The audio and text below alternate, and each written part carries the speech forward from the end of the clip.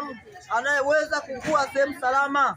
Yesu Kristo ndo amekuja kuturejesha katika sehemu ambayo ni salama, pale ambako Mungu alikusudia tangia misingi ya ulimwengu. Yesu Kristo ndo amekuja kuturejeshea, amekuja kurejesha tena uzima ambao uliondolewa tangia mwanzo. Hivyo kumwamini leo unakuwa na uhakika wa kurithi uzima wa milele, maana yeye anatupa uhakika wa kurithi uzima wa milele, kwamba baada ya maisha haya utakuwa na tumaini lingine la maisha yajayo.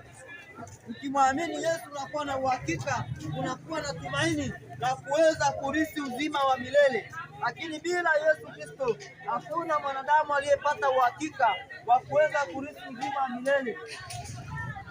Na ndio maana ukimuuliza yote, wewe baada ya maisha haya unakwenda wapi, anakuambia ni Mungu anajua, kwa sababu hana uhakika wa safari alionayo, hana uhakika kwamba baada ya maisha haya atakwenda wapi. Lakini Yesu Kristo ametupa uhakika kwamba hata baada ya maisha haya tutakuwa katika maisha ya uzima wa milele. Yesu Kristo anakupa uhakika huku unakoelekea ni wapi.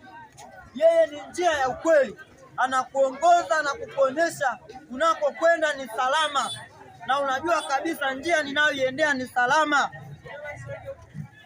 Ukiona wewe unakwenda tu hauelewi, haujui unaelekea wapi, Yesu Kristo ndio njia.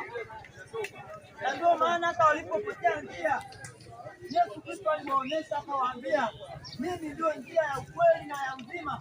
Mtu hawezi kuja kwa Baba yangu ila kwa kupitia kwa mimi. Unaona kwamba Yesu Kristo amefanyika kuwa njia ya ukweli na ya uzima.